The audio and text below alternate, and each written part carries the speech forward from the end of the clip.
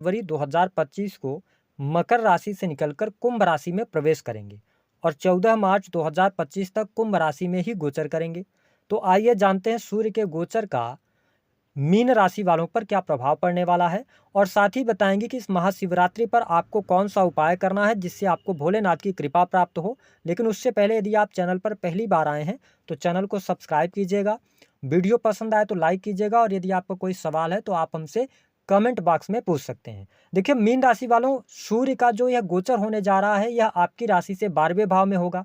जैसा कि आप सभी जानते हैं कि हमारे ज्योतिष शास्त्र में सूर्य को 9 ग्रहों का राजा कहा गया है।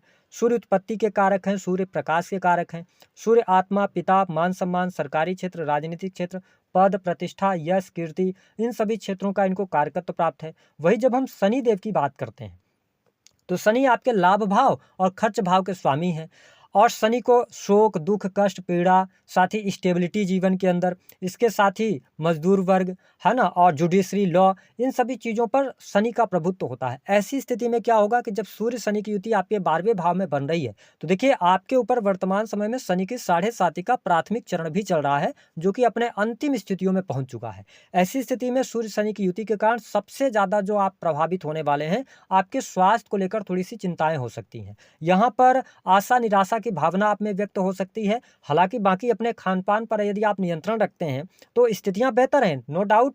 आप मानसिक तौर पे थोड़ा सा परेशानी झेल सकते हैं, लेकिन बाहरी दुनिया के लिए अगर देखा जाए तो लोग आपसे अट्रैक्ट होंगे, लोगों के साथ में मिलना जुलना, लोगों के साथ में बैठना, ये सारी चीज़ें आपके लिए अच्छी होती रहेगी। लेकिन करियर को लेकर थोड़ी बहुत, विशेष तौर पर ऐसे मीन लग्न अथवा मीन राशि के जातक या जातिका जो नौकरी कर रहे हैं, प्राइवेट सेक्टर के अंदर नौकरी कर रहे हैं, तो आपके अंदर एक अनजाना सा भय आ सकता है। इनसिक्योरिटी फील हो सकती है कि आपको जॉब आपकी चली ना जाए, या आप जिस जॉब में है उससे कहीं ना कहीं से सेटिस्फाइड नहीं रहेंगे, जॉब में संघर्ष ज़्यादा रहेगा, कार्य का दबाव ज़्यादा रहेगा। लेकिन इस समय को आपको निकालने की आवश्यकता है।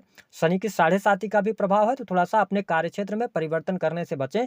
आपकी नौकरी छूट जाए, बहुत ज़्यादा निगेटिव स्थिति हो जाए, गोचर के आधार पर ऐसा दिखाई नहीं देता। आपकी दशा अगर चल रही होगी खराब ग्रहों की तो फिर थोड़ी सी प्रॉब्लम हो सकती है। लेकिन इसके अतिरिक्त अगर देखा जाए तो जो जातक ऐसे किसी कार्य क्षेत्र से जुड़े हैं जो कि सर्विस प्रोवाइडिंग का है, या आप विदेश से जुड़े हुए हैं, आप इंडिया में ही रहते हैं या विदेश में रहते हो, तो विदेशी भूमि से जुड़े जातकों को लाभ होने के योग दिखाई देते हैं। साथ ही अगर आप मेडिकल लाइन से जुड़े हैं, इन्वेस्टमेंट पोर्टफोलियो के साथ में जुड़कर काम कर रहे हैं, तो यह समय आपके लिए लाभकारी रहने वाला है। लेकिन स्वास्थ्य को लेकर हॉस्पिटल्स के चक्कर लग सकते हैं, इस पर थोड़ा सा आपको ध्यान देने की आवश्यकता रहेगी। हालांकि बिजनेस, व्यापार, काम कारोबार के लिहाज से अगर देखा जाए तो आपके लिए स्थितियां अच्छी रहेंगी। इंपोर्ट एक्सपोर्ट के कार्यों से लाभ प्राप्त करेंगे। जो लोग किसी भी प्रकार के डॉक्यूमेंटेशन के कार्य क्षेत्र से जुड़े हैं, स्टेशनरी का कार्य करते हैं, या किसी भी प्रकार के आप एजुकेशनल सिस्टम के साथ जुड़े हुए हैं, जैसे कि प्राइवेट कोचिंग वगैरह चलाते हैं, ऑनलाइन टीचिंग का काम करते हैं, तो यह समय आपके लिए लाभकारी रहेगा। आपको अच्छा खासा लाभ भी प्राप्त होगा। जो जातक अथवा जातिका डिजिटल क्रिएटर हैं या कंटेंट क्रिएटर हैं, डिजिटल मार्केटिंग के अंदर काम कर रहे हैं,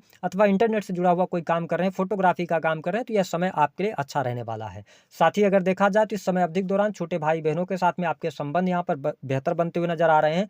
और आप देखेंगे कि आपके जो राशि के स्वामी देवगुरु बृहस्पति वो 3rd में तो हैं, लेकिन सूर्य शनि की युति 12वें में और लगन में राहु शुक्र की युति है। ऐसी स्थिति में क्या होगी, आपकी पर्सनालिटी गजब की रहेगी। ठीक है, आप इंजॉय करते नजर आएंगे, घूमने फिरने में पैसा खर्च करेंगे, आप किसी फंक्शन, शादी समारोह में आदि में आपको सम्मिलित होने का मौका मिलेगा। तो यह स्थिति आपके लिए बढ़िया यहाँ पर रहने वाली है। लेकिन 12th हाउस होता है आपके बेडरूम का, तो कहीं ना कहीं से थोड़ा सा वैवाहिक जीवन में उठापटक की स्थिति बन सकती है। जीवन साथी के साथ में अहम का भाव आ सकता है, तो थोड़ा सा अपने वैवाहिक जीवन पर आपको ध्यान रखने की आवश्यकता रहेगी। हालांकि इसके अतिरिक्त यदि देखा जाए तो संतान की स्थिति सामान्य रहने वाली है। जो लोग अविवाहित हैं, भले सूर्य शनि की युति बन रही है, लेकिन यहाँ पर विवाह होने के योग यहाँ पर दिखाई देते हैं। साथ ही भाग्य का सहयोग आपको देखने को मिलेगा। धर्म कर्म के प्रति आप में रुचि जागृत होगी। मोक्ष की प्राप्ति के लिए या किसी नए धर्म गुरु से आप मिल सकते हैं, या धर्म गुरु के कहे हुए बातों पर आप अनुसरण करेंगे, ऐसी स्थिति दिखाई देती है। एजुकेशन के मामले में अच्छा समय रहेगा। साथ ही जो स्टूडेंट, विद्यार्थी कॉम्पिटिटिव एग्जाम की तैयारी कर रहे हैं, उनको कड़ी मेहनत करने के बाद ही सफलता इस समय अवधि के दौरान प्राप्त हो पाएगी। साथ ही अगर देखें तो sales, media, marketing, creative field, इन सभी क्षेत्र से जुड़े जातकों को लाभ मिलता हुआ नजर आ रहा है। साथ ही आपका पारिवारिक जीवन भी अच्छा रहेगा। परिवार के लोगों का सहयोग और सपोर्ट भी आपको प्राप्त होगा। लेकिन यहाँ पर थोड़ा सा अपने संचित धन का आपको ध्यान रखने की आवश्यकता होगी, क्योंकि मीन राशि वालों इस समय अवधि के दौरान आपके खर्च की अधिकता बढ़ेगी। आप न चाहते हुए भी खर्च को मैनेज नहीं कर पाएंगे। पैसा फ्लो में आएगा, पैसे की स्थिति आपके लिए बेहतर रहेगी, सामाजिक छवि आपके लिए बेहतर रहने वाली है। लेकिन थोड़ा सा ये ध्यान रखना है कि चरित्र पर अंकुश लगाकर चलना है, ठीक है। रिश्ते के प्रति आपको ईमानदारी रखनी है, अन्यथा कहीं ना कहीं से आपके मान सम्मान पर चीजें आ सकती है, क्योंकि 6 हाउस के लॉर्ड होकर और शनि इच्छा पूर्ति के भाव के स्वामी हैं और आपके 12th हाउस के, तो कोर्ट कचहरी का मैटर ना हो जाए, इस पर थोड़ा सा ध्यान रखने की आवश्यकता रहेगी। प्रेम संबंध के मामलों के लिहाज से अगर देखा जाए तो अच्छा समय यहाँ पर रहने वाला है। साथ ही आप अगर मन ही मन किसी के बारे में सोच रहे हैं, प्रपोजल्स देना चाहते हैं, तो आपके लिए 12 फरवरी के बाद का टाइम अच्छा रहेगा। आप प्रपोज कर सकते हैं, नए प्रेम संबंध आपके स्थापित हो सकते हैं, स्थिति बढ़िया रहेगी।